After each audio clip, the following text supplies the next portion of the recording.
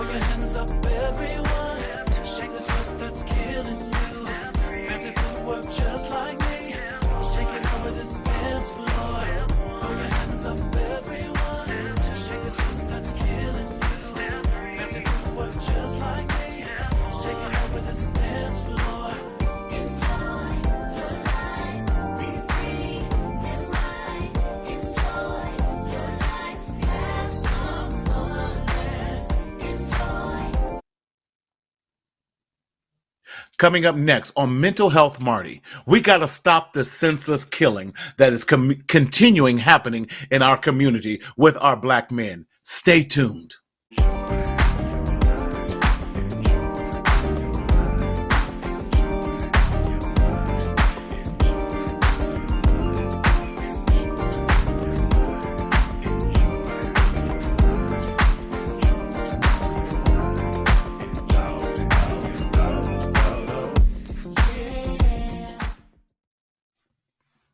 What's up, everybody? What's going on? It's Martina Sellers, your mental health hygienist, coming to you live and in living color in Southern California. Y'all know how we do it out here where the sun is always shining. That's before the time change. It's dark out here, but you know what? It never rains in Southern California. That's how we do it. Tony, where y'all at tonight, y'all? We're having a good time. Hope you are doing well. Listen, we are in the throes of the holiday season. Can you believe it? And I'm so glad that you are joining us live tonight. Let us know that you're here. Let us know you're listening. We have a great, important show that we have designed for you tonight. And definitely call your uncle, call your brother, call your nephew, call your baby daddy twice removed. Call that uncle, brother, cousin that we don't know if he really in the family, not in the family. We got to have a conversation. Bring your young men to the table. Let's share, like, subscribe, all these things, because we got some brothers on here talking about some real stuff tonight. But let me remind you why we do what we do here at the Mental Health Matters with Marty show. Listen, this show is a psychoeducational show. It is intended for psychoeducational purposes only. We are not a substitute for you seeing your therapist, for seeing your doctor, your psychologist, your psychiatrist, your coach, your mentor, your pastor, your boy, any of those things. We are not a substitute, but we are a supplement, meaning we want to come and help support you along this journey. Because too often, we as men, we as black men, continue to secretly suffer in silence, in the shadow of shame, because we don't know how to speak up, we don't know how to speak out, and therefore we don't know how to live our best life. So we don't want you to continue to do that. We want you to know that this is a safe space for us to have great, real, and relevant conversations that's happening in our communities. However, if you are experiencing any type of crisis, psychiatric emergency, or anything like that, please go to your nearest urgent care or emergency room. Dial 911 or the new mental health hotline at 988. It is very helpful because your mental health does matter.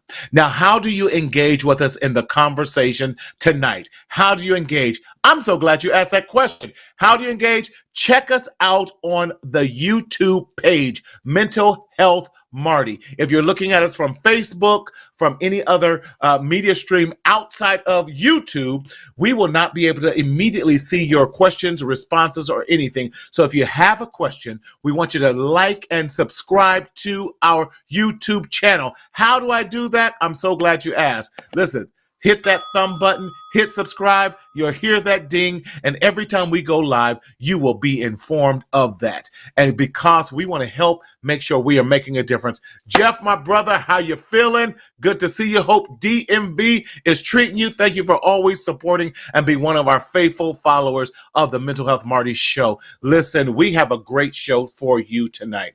We cannot, in November being Men's Health Month, November. I like to also say it's no nonsense November as well. I'm not putting up with any more nonsense. I know we do this no shave. I'm going to say no nonsense. Shave, but don't put up with the nonsense. And in this Men's Health Month, we want to talk about the continued trauma that is continuing to happen in our community due to gun violence. Y'all, we got to wake up to this. There's this violence and this trauma that continues to happen in our communities. And until we address the trauma head on, we will not be able to heal from this aftermath. And the post-traumatic stress, the PTSD, will continue to live on in our community. And y'all, we got to stop this madness, and we got to stop killing each other. Shout out to my brother, Rob Sellers, on our Tuesday Talks, Hot Topics, the first Tuesday of every month. He said it like this, and I'm going to quote.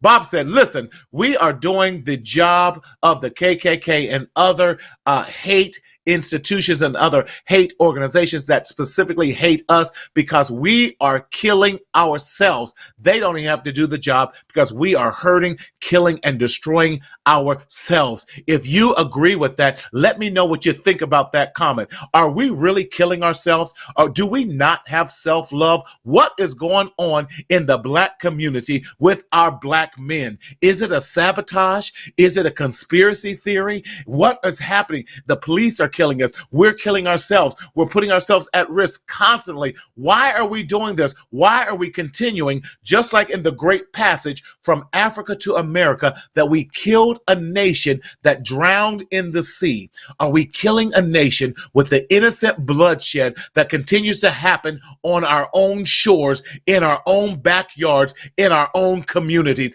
We got to stop the madness and create peace and love on each other. What are your thoughts? That's my opening. So joining us tonight is my brother. This brother, listen, I never forget this. I tell this story every time he comes on the show. This brother is so cold with his podcast. He taught me a few things, and I'm still trying to catch up with my brother. He's this young cat. I applaud these young brothers on here that's coming on here giving us knowledge. These brothers have done the job, done the due diligence of studying, taking their licensure exams. These brothers are no joke. Coming from Nashville, Tennessee himself, none other than my brother from another mother, none other than James Bush. James, what's going on, my brother? What's going on, Marty? What's going on? What's going on? What's happening, brother? You know what? Your swag just, I'm going to grow up and be like you, my brother. Yes. Your shirt says, I am what? I am somebody. What's your shirt say, brother? I am Black history every day. That's right. James, how you living? How's life treating you? What's been happening with you in the Midwest?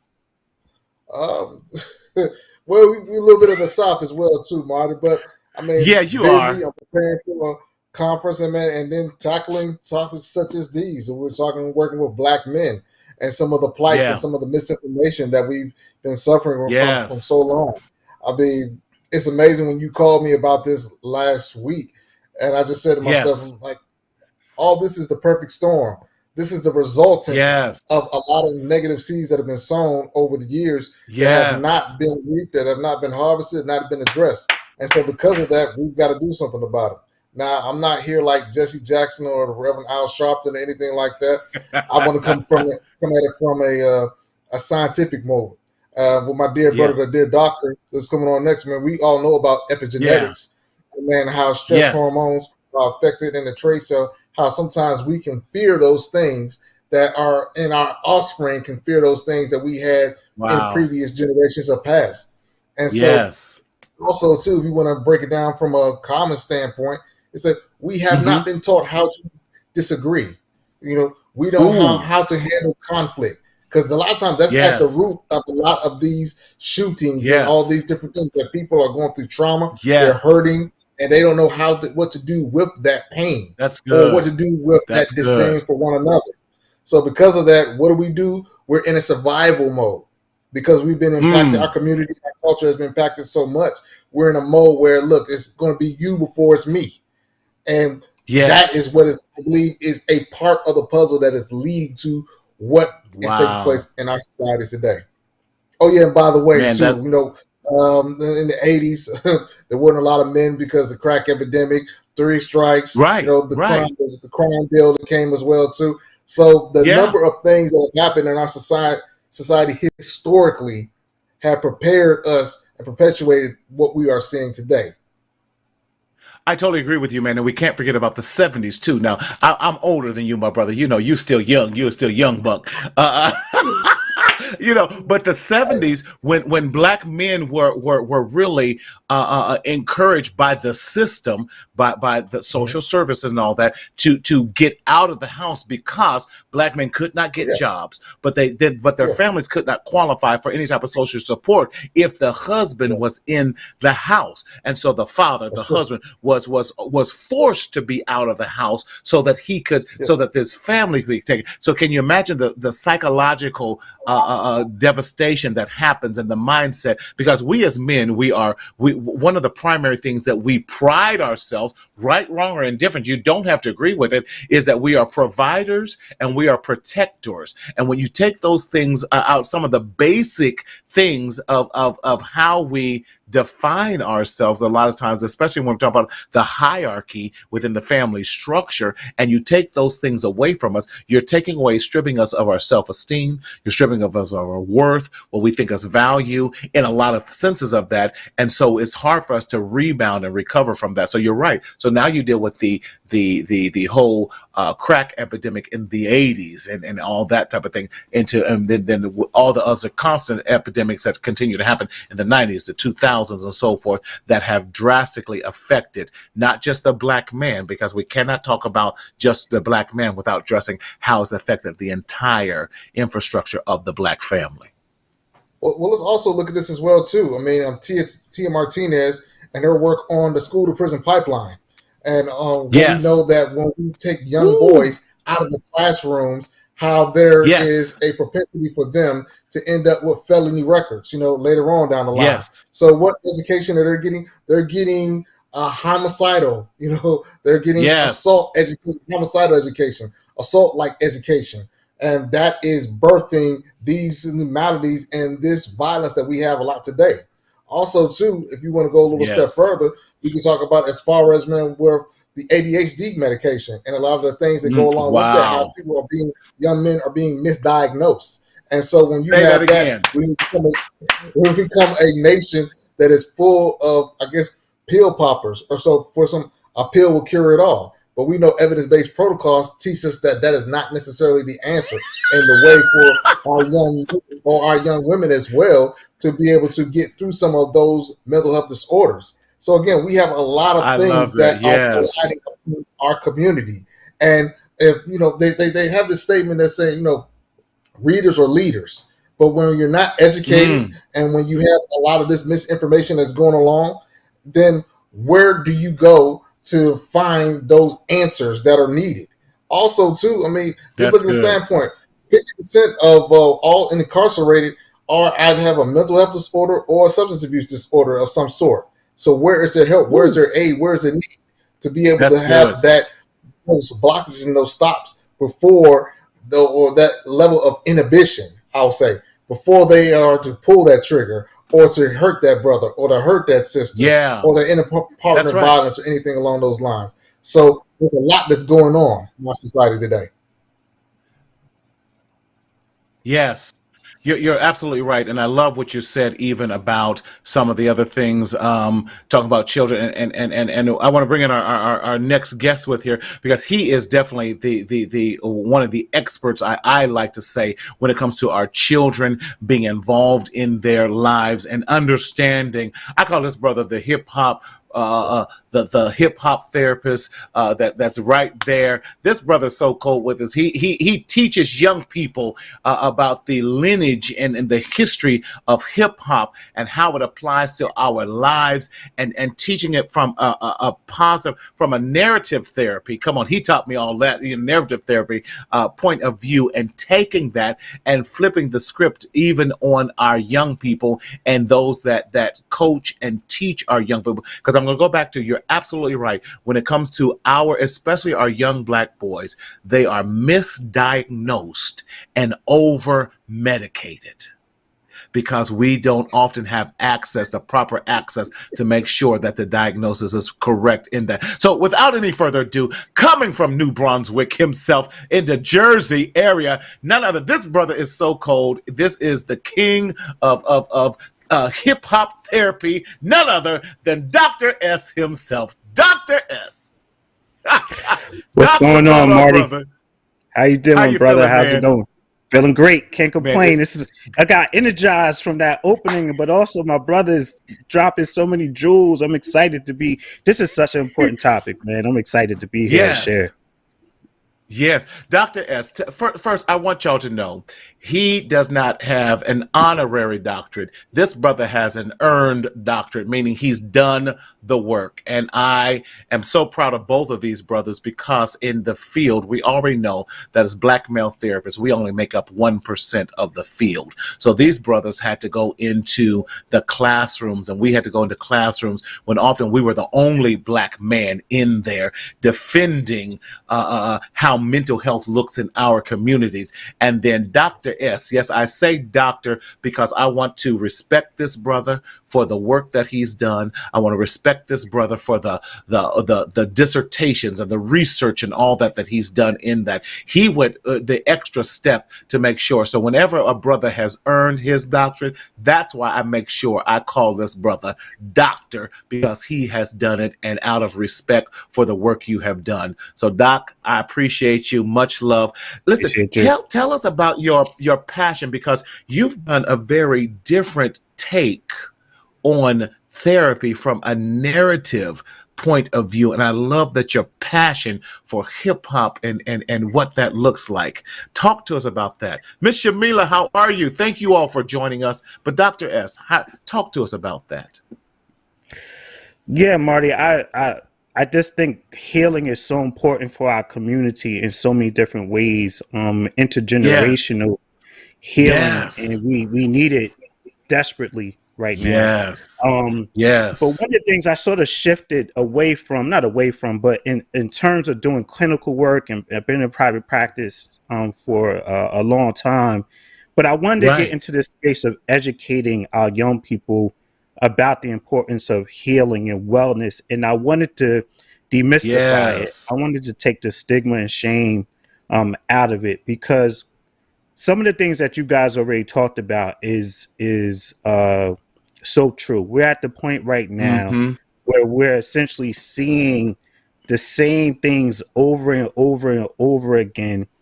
We know the cities in which gun violence happens. We know the results of gun violence. So what happens is we do a lot of ruminating. This means we know what the issues are. We know what the problem is, and we praise and we give energy to the problem. But we don't do a lot. Honestly, we haven't done well in terms of solutions. And I think that is, believe it or not, I believe part of it is intentional. I believe if we are certain things are being withheld from us, because as you said in your opening, we are doing the work. So division, not get into the root causes of the issues that are causing us to have these issues. We are seeing the continuation of the same cities are having gun violence, the same challenges and issues around our education system, poverty, lack of resources. All these things are taking place, and all we're doing is like putting us in this little box in which we're fighting each other for resources that we don't even own. And that's the thing. We have to get back to what are we going to do for ourselves? Because if we're waiting for somebody to swoop in and help our communities, Marty, I don't believe it's going to happen. It hasn't happened to this point. So we really need to do something different than what we've been doing. And our solidarity collectively is what it's going to take to do that. We need to come together and do this work ourselves. Yes. Dr. S, that is so powerful because you're right. We got to go back to Wakanda and make our own. I know that Wakanda is a fictional, but we got to go to the real one. Don't play with Wakanda, baby. Wakanda. We up in this piece. Whatever gets people to come together, that energizes them. What we can do the work, we got to do the work. That's right. We got to do the work. I'm of the point now. I'm older than you guys. You know, I'm 56, and so I stopped waiting for the superhero to come and rescue me, and I had to become, if I can say it this way, the superhero myself.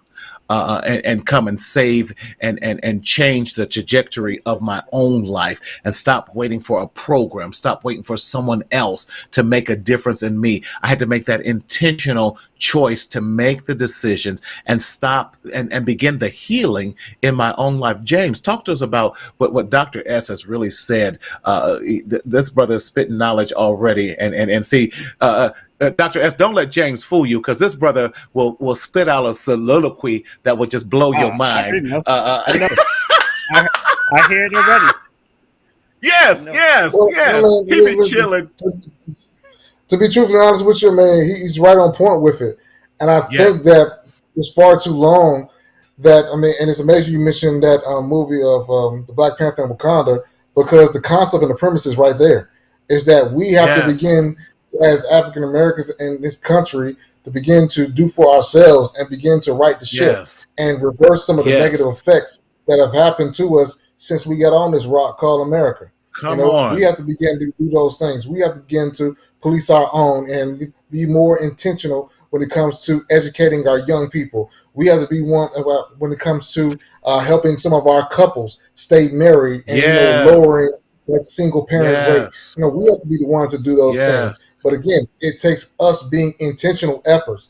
And unfortunately, when you don't have that, you have those things of chaos. You have anarchy. You have these people that, I'm going to go for myself.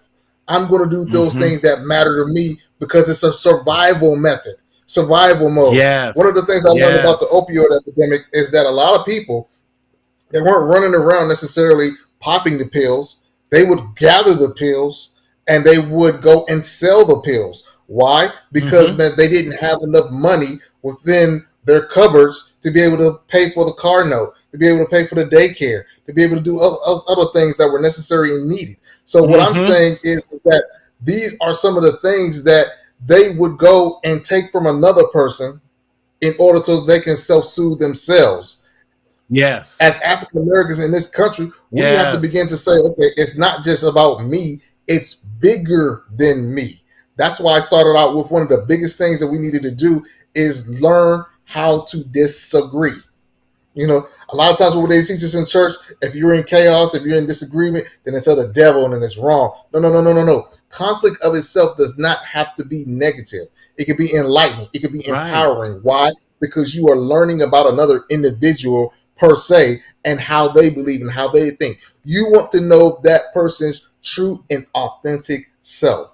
But unfortunately, if you have someone that is wearing a lot of masks and is hiding themselves, then unfortunately, when that emotional place comes out of them, it may end with a bang.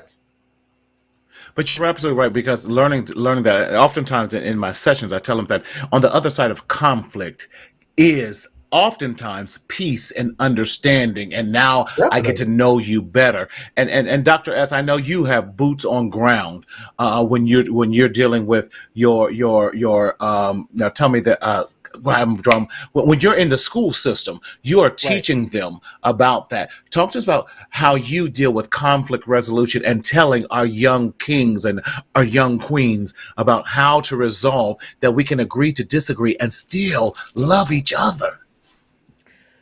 Wow, that was spot on. Because I'm dealing and having these conversations every day. We were just talking about this today when we were talking about the situation. Rest in peace to Takeoff, 1/3 of the Migos. Yes, we were having this conversation around.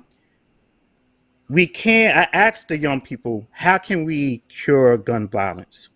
And one of the things that was said is that, Dr. S, we can't cure it at all. It's too many guns. We can't get rid of the guns. We can't, stop the violence. And this is young people talking back at me. And what I said to them is that the thing we're missing is this idea of emotional intelligence.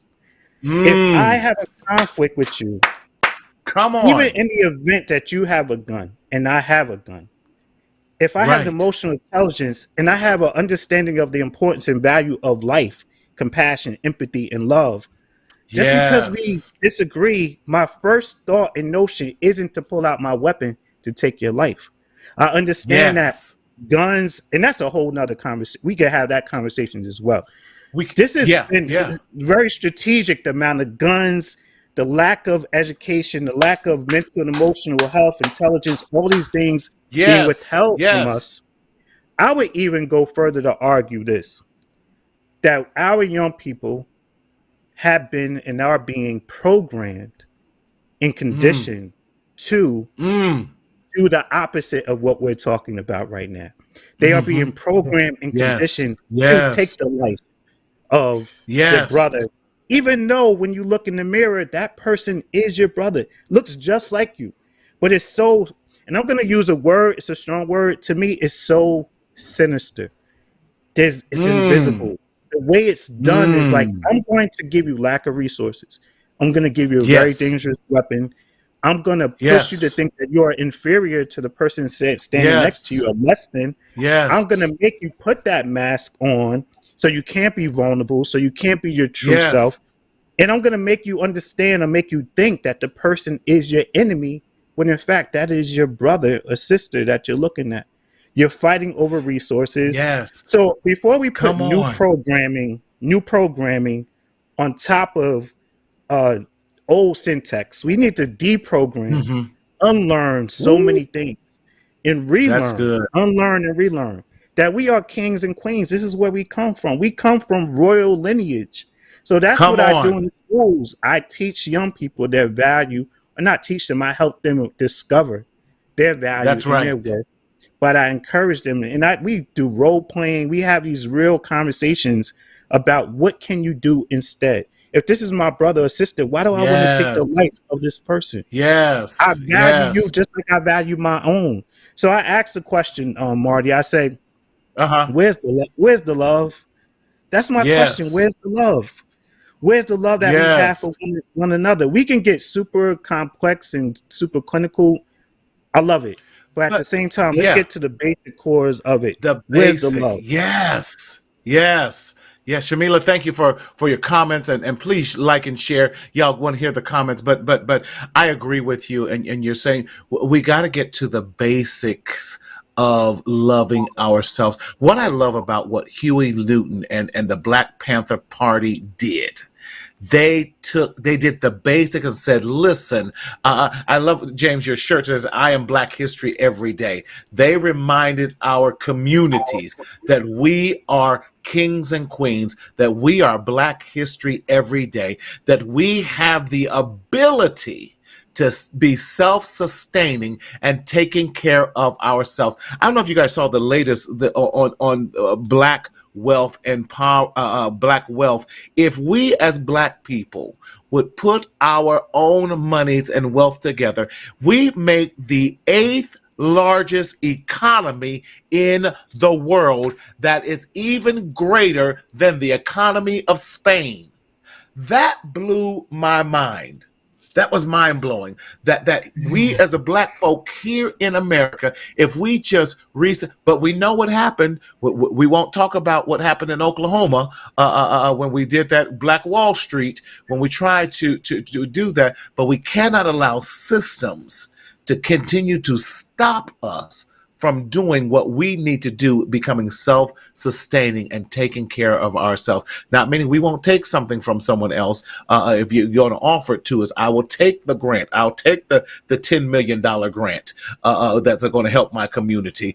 But I'm going to also make sure that I'm recycling those dollars into helping my brothers and my sisters in my community to make sure we're helping each other out. James, talk to us about what Dr. S has definitely dropped. Again, y'all dropping some knowledge on here today. He said the big thing is there. He's talking about emotional intelligence.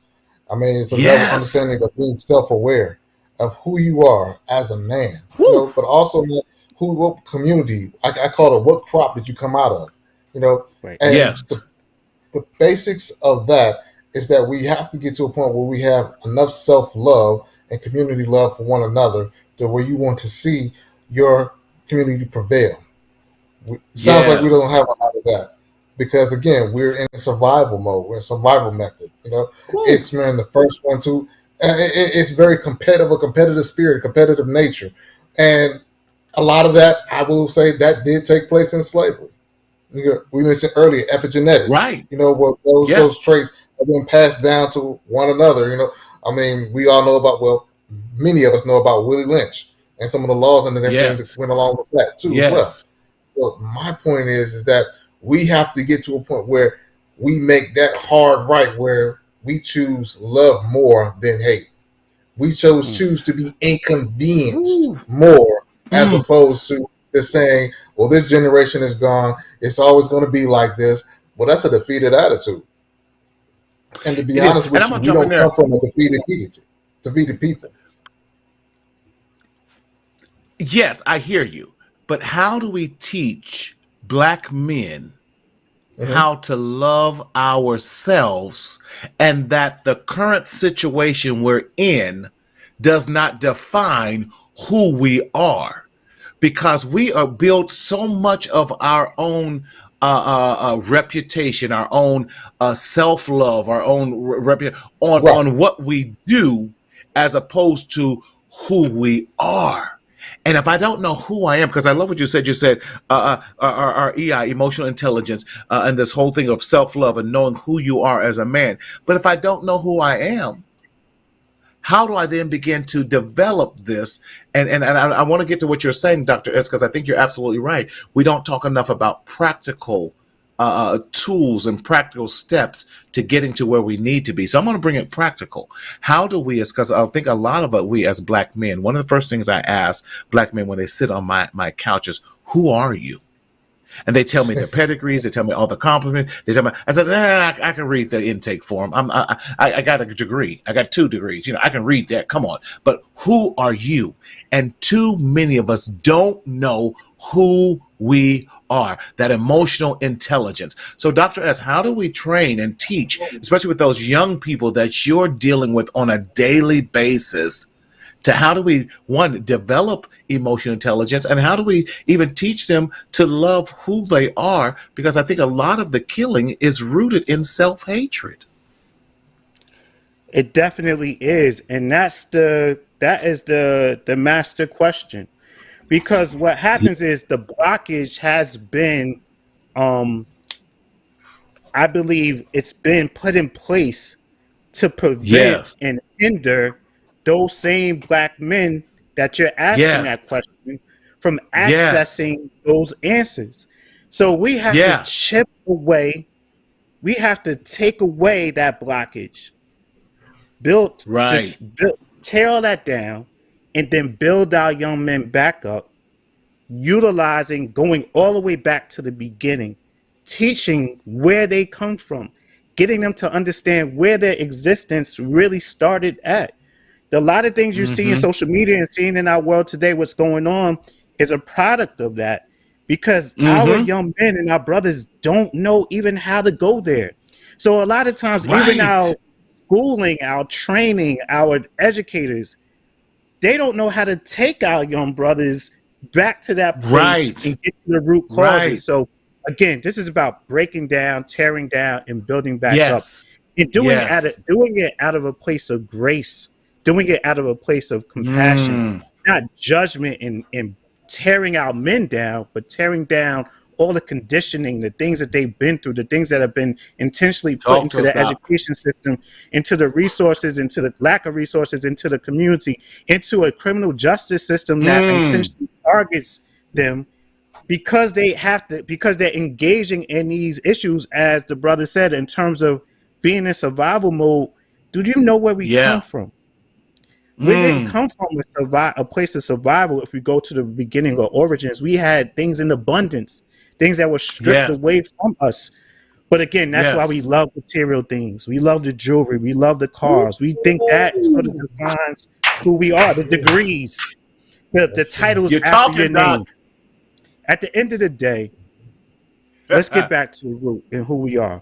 Yeah. We are greatness. Yeah. And sometimes that's what it is, helping our young men affirm that for themselves to the point into which they believe that. And when you believe that, you start to behave, you start to move differently.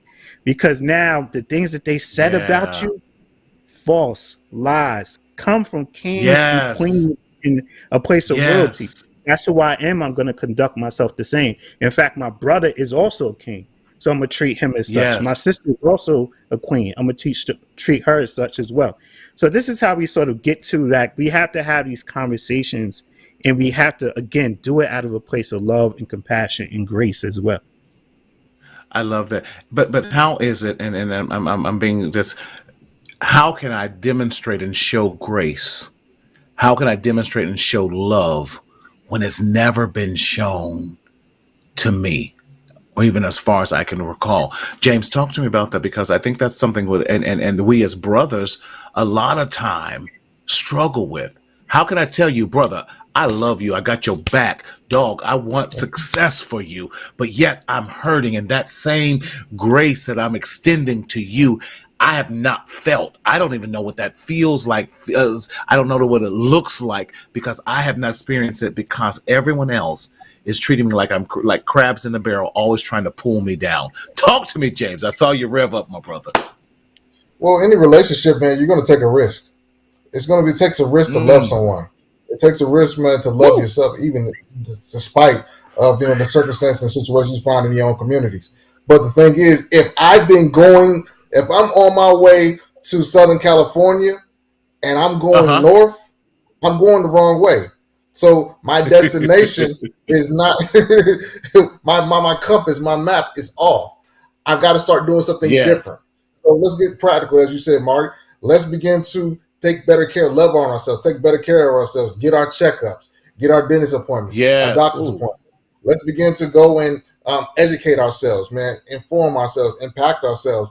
Things on the basic level. Let's begin to pour back into our communities. And the thing is that it's not good. That's good. One person has to do this. It's many of us do that, because I learned back in basketball, one person can punch you and, man, they can just make a little dent. But if you pull 5 team players up together in one fist and they hit you, that's going to do something to you.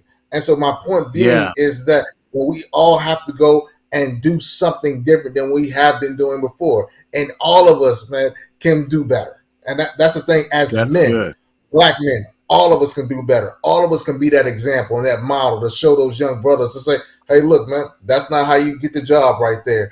This is how you get the job. Yeah. That's not how you treat the woman. This is how you treat the woman. This is how you love on her. This is some of the things you do say to her. This is some of the things you don't say to her. Again, these are practical steps that our young men need to see from their ancestors and their elders. So that why? So that, man, we can begin to turn this thing around and to begin to show and create an atmosphere, a culture that is more cognizant and informed of what love is as opposed to what it's not. Ooh. Right. Dr. S, I told you that, brother. He just kind of just chill in the back and just kind of But no, I agree with you. We have to and learning to love ourselves, because we've been I know we've been conditioned to believe that self-care, taking care of me, loving me, making sure I'm in the right, not just physical health, but mental health and emotional health. Because if these two are not in there, that mental and emotional health rather, it's going to erode the body. We know people who really their mindset has destroyed their physical bodies and how that displays out. But Dr. S, how do we let's go back to this whole topic today, trauma from the violence that our young people experience, trauma from whether it's primary, secondary trauma that they're experiencing. But how do we help these young people? How do we even help us old dogs heal from the trauma that we have lived through experience and all of that. What do you suggest? How do we even begin that process of healing from trauma? Well, I think a lot of times people fear what they don't understand, and that's what the mental health, my program is really about: education. Yes. I think we need to teach people about trauma. We need to have more conversations around trauma.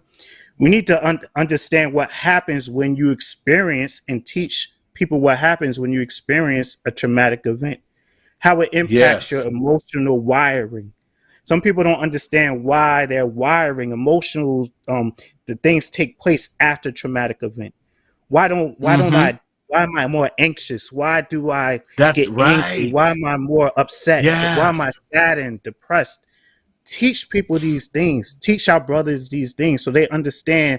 And the impact from generations. This is intergenerational trauma. That's some good. of the things we've been doing, our wiring is a result a lot of times of things that even our parents and their parents have experienced.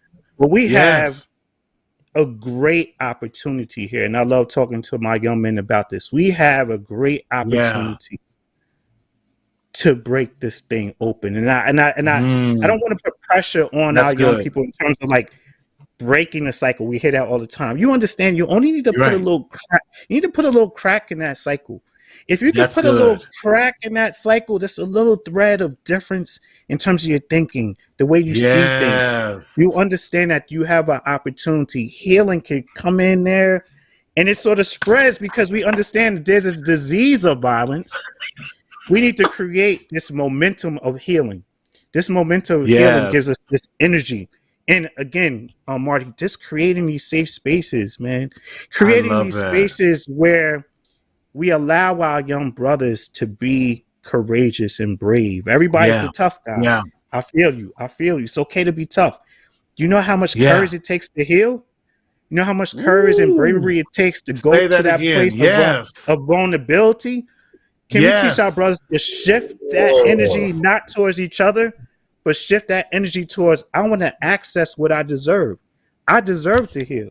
So now I'm going to go to that courageous, all that energy and bravery I got. Let me tap into that to access what's available for me. And what I want for me, I want for my brother.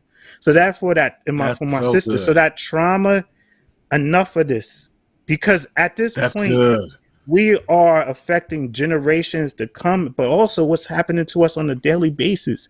These micro things that we experience. Can we also talk about trauma is not only violence? Trauma is also the separations, the breakups, the job, the firing of a job, the issues you have in your community that we never call traumatic, but they are traumatic.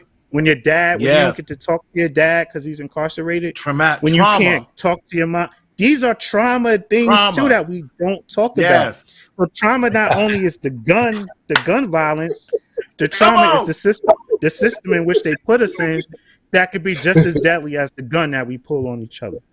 Ooh, but James, is this brother dropping so much knowledge tonight that it's just listen? Y'all brothers need to be on CNN, ABC, NBC, CBS. They don't want us on there. They don't want us on there. They don't want it. No, because we're talking about.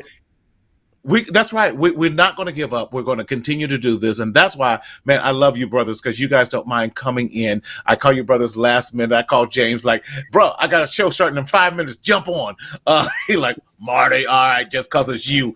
But I love because we love what we talk about and this whole healing process and helping people heal, helping our young people to heal. And that's what I love. And I love your mental health therapy and that what you do because you're absolutely right. But and I love what you talked about the vulnerability. I have been talking to this young. He's not young. He's in his 50s. This cat for over 3 years, and we still can't get past because of the toxic masculinity roles that he has. Because he says being vulnerable then makes me weak. And Marty, I ain't a punk.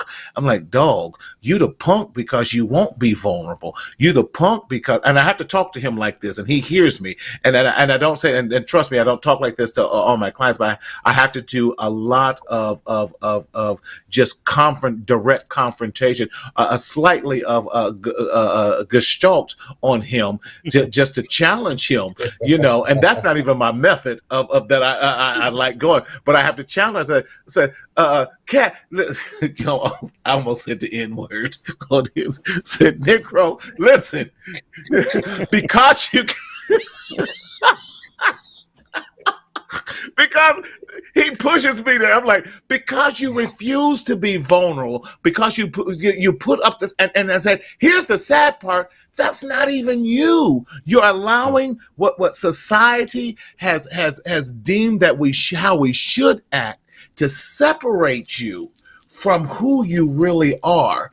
And so you struggle with that. So you're constantly in this traumatic and this survival mode because you refuse to be vulnerable. You refuse to share how you're really feeling because you're afraid that it might make you look weak. And that's what we have to break down, that negative stereotype within how we even view ourselves. James, talk to us about that whole vulnerability. And I'm going to throw back out your word, your epigenetics, as this brother has been talking through, because he throw out some big words.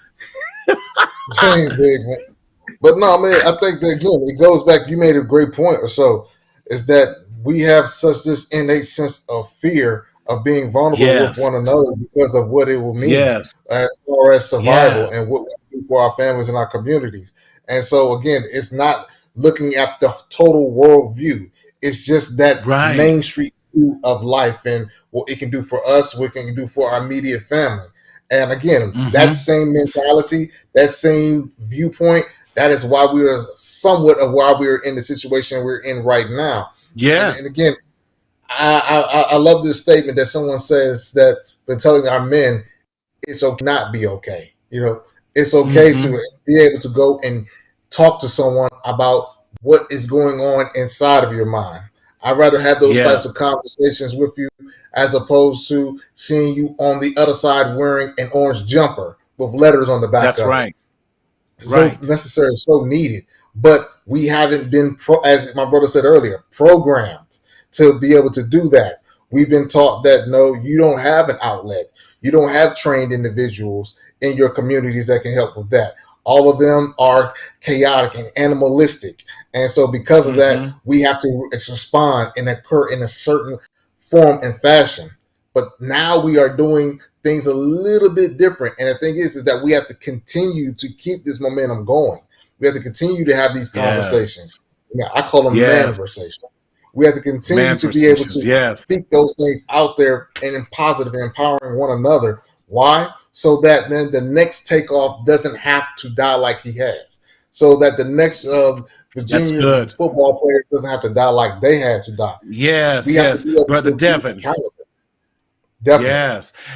Yeah, and I heard a statistic that came out, I think it was on the, I'm a Good Morning America fan, and they talked about one of the number one places that Black men receive therapy is in prison.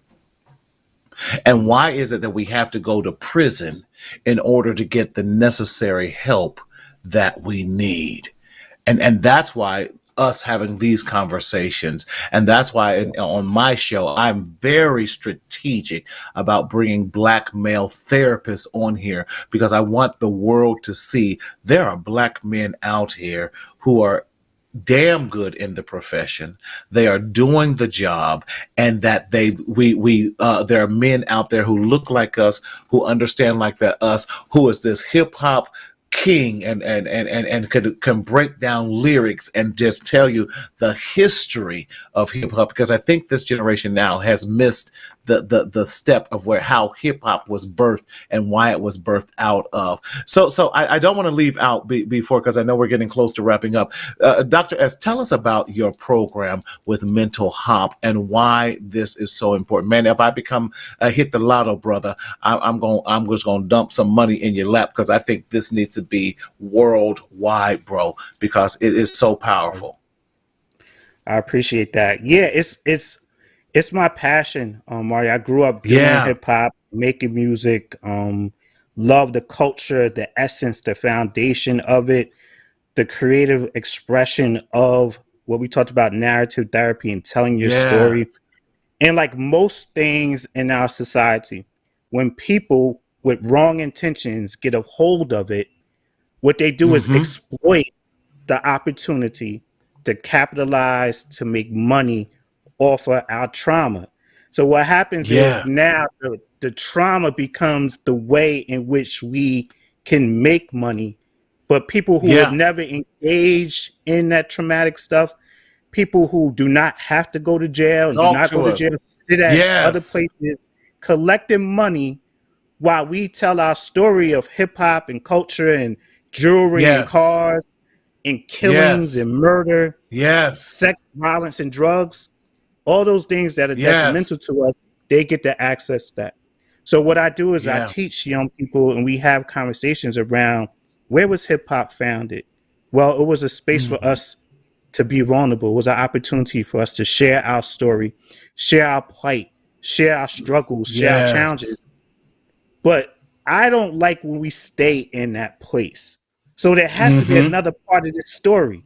Because what happens is hip hop artists love sharing their struggle. I love when hip hop artists tell us about their success. Tell us how they went from surviving to thriving. What did you have to do differently to get to that place?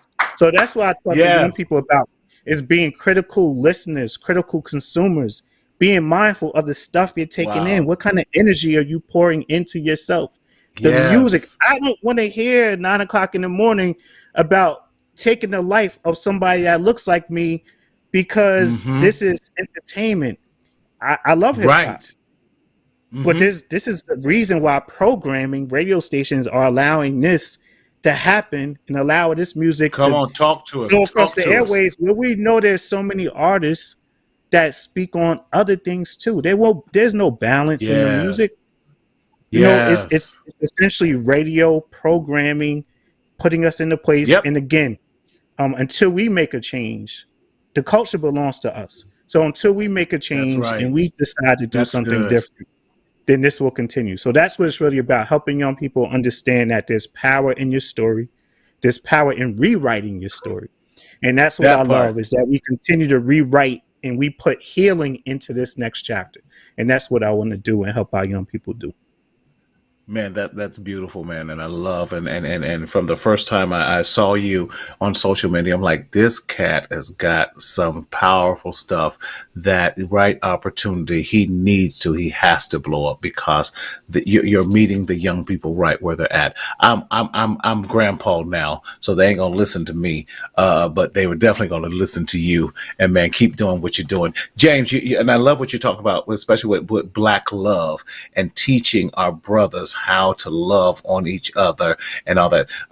Dr. S, I know you're a family man. You have a beautiful family, beautiful wife, beautiful girls, all of that. James, and then a lot of times we don't know how to maintain healthy relationships, which is also traumatic, because we're taking that trauma into these relationships, and we're wondering why we're going from, can I just say, from bed to bed to bed, from woman to woman to woman, from baby mama to baby mama to baby mama, and not dealing with that. Talk to me, James, about that real quick, because I know that's one of your passions, is helping Black men in sustaining healthy relationships by loving on ourselves first, then we can love on our woman. Again, it's one of those things where I said in a post not too long ago, if a person doesn't find peace within themselves, it's hard for them to be peaceful with other individuals. So if that person internally is chaotic, then there's no way that they can be peaceful for another individual, much less their female counterparts.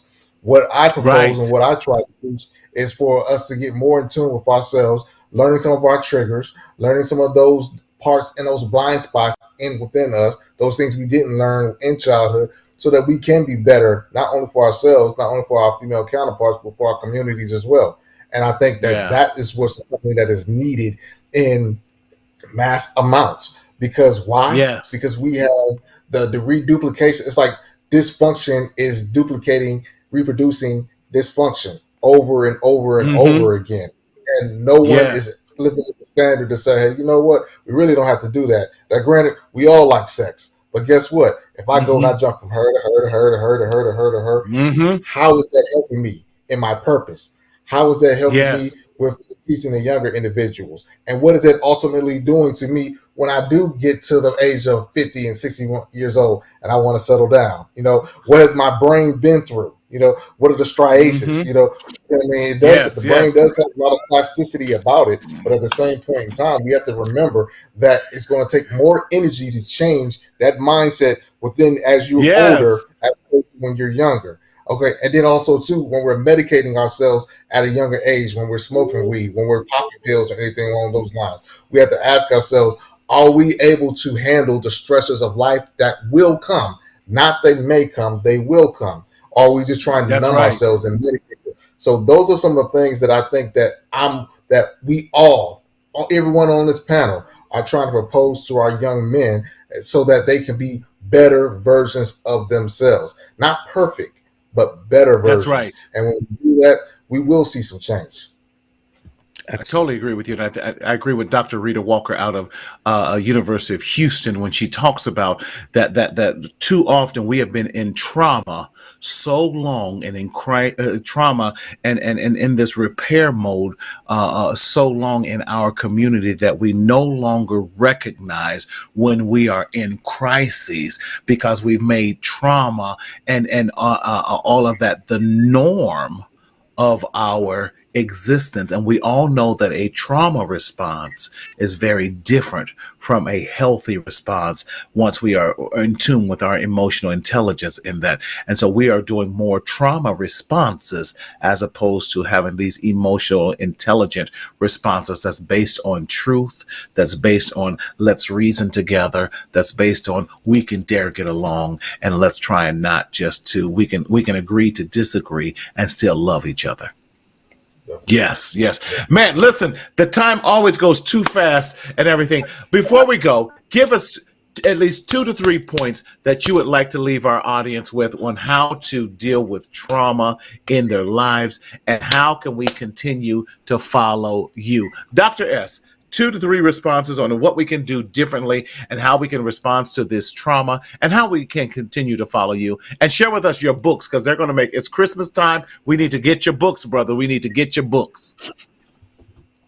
Again, thank you so much, James, brother. Excellent. Marty, as always. I want to say this. We repeat what we don't repair. We repeat what we don't repair. But one of the issues in that process of repeating what we don't repair is in order to repair something, you need to have the right tools. And when you're in a situation or in a system in which the right tools are being withheld from you, then you have to go to that place of courage and exploring to seek the right tools. And one of those tools is the power of vulnerability and the importance of expressing your feelings and healing. And I want to say this. You deserve to heal. A lot of times we don't even think healing belongs to us. We don't even know what it looks like. We never even accessed it. Nobody gave it to us. But I want to start by telling our young men, our young sisters, you deserve to heal. And healing begins with awareness. People think they have to go super deep for healing. Healing is the notion that first, I'm aware that there's something available for me that's better than what I currently have and what I'm currently experiencing. That is the beginning of healing. The mindset is that it's available for me. And if it's available for you, then you can access it. And together, let brothers that look like you, people that are in spaces to help you, let us be able to guide you. You have the power within to help this healing take place. We can do this together. Solidarity is key.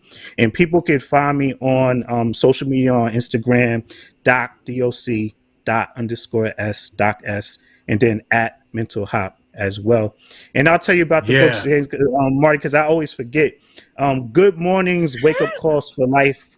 Good Mornings, Wake Up Calls for Life, available on all platforms, Amazon, and Good Vibes with Dr. S is the other book as well. And I appreciate the love and support. And I love conversations like this. We need more of this.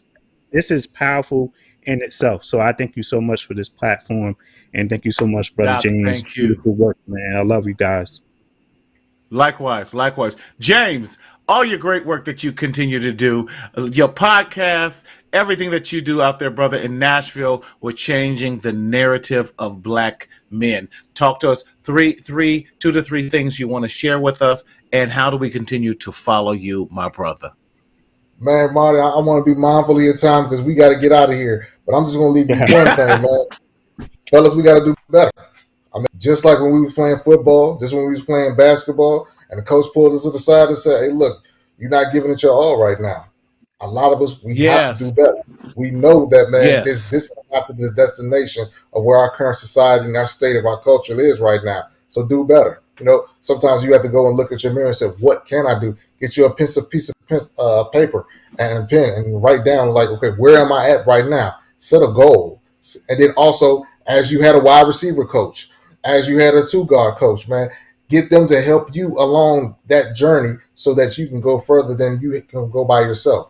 These are some of the things that we have to do, practical steps. It doesn't take much, you know, it doesn't take a lot of effort. Sometimes it's a cup of coffee, or sometimes it's this man visiting with someone. But the thing is that going forward, do better. You can find me right now. I want to push out. We got a conference, great conference coming out next month. Yes, it is. Yes.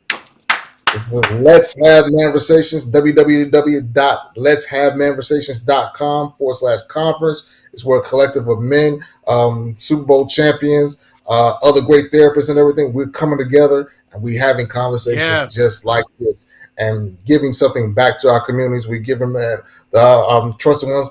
We're giving their roses while they're still with us, honoring those, man, brothers, and those are in our communities, barbers, beauticians, whoever. The fact is that we're celebrating, we're empowering, and man, it's going to be awesome, man. So check that out, www.letshavemanversation.com, December the 2nd, Huntsville, Alabama. Huntsville, Alabama. Brother, if I wasn't officiating a wedding, you know, I was going to be there and everything. But brother, listen, please let us know the next one. I have Dr. S's books. Listen, Daryl, put me on a solo shot so we can see Dr. S's books. Listen, this is Good Vibes with Dr. S, and also Good Mornings, the Wake Up Calls for Life. These books are great books. We're looking for how you can support Black-owned businesses. Get these books. These are great books to give as Christmas gifts and everything. We want to help put money in these authors' pockets. Get these books. Dr. S, do we go to YouTube or do we go to your YouTube? Do we go to Amazon or do we go to your website? I want to put the most money in your pocket, so I know it's going to your website. We're definitely going to do that. How do we go to your website to get this? People could go to drsconyerspeaks.com, or you could go to Amazon as well. Either one to access the books. If you go to drsconyerspeaks.com, you get to get a signed copy of those books too. I sign every copy and send it out myself. So that's the best way to get it from me. And I pour all that information, those resources back into the community with the mental health program. We do a lot of free symposiums for young people all throughout the year, and I love doing that as well. That's amazing. That's amazing. And that's how we give back. Man, I can't thank both of you guys enough for coming on here. We barely scratch the surface, but we got to have these conversations about how do we help our young Black men, our young Black prince and kings, and how do we make sure that they are heading in the right direction and heal from a lot of the trauma that they go through. Now, we never want to leave you here without having access to where you can get some help. Definitely Dr. Sconiers and Brother James, future Dr. Bush. Listen, they have resources. You can reach out to them. They do. We love cash. Cash is always king. We'll set you up a nice little payment plan if you need some help. But if you're experiencing any type of crises whatsoever, you can type crises to 741-741. You can go to Psychology Today, Therapy for Black Men, Good Therapy, as well as Marcel Consulting, or dial 988 if you're looking for mental health resources. I got to give a shameless plug to what I do also myself. It is the holiday times, and if you're looking for great gifts to give, we have some resources available for you on mental health mentalhealthmarty.com. I know, Daryl, I never go there. So please check out our website at mentalhealthmarty.com and look / one of those two slashes and to go to shop. We have a wonderful journal out there for you that is the Stop the Stinking Thinking Journal. It's a journal of positive affirmations. Please get your hoodies as it's getting cold out there. Black Mental Health Matters or Black Men Matter. Yes, we do. You got it in a hoodie. You got it in a t-shirt. We want you to go out there and support us during this time.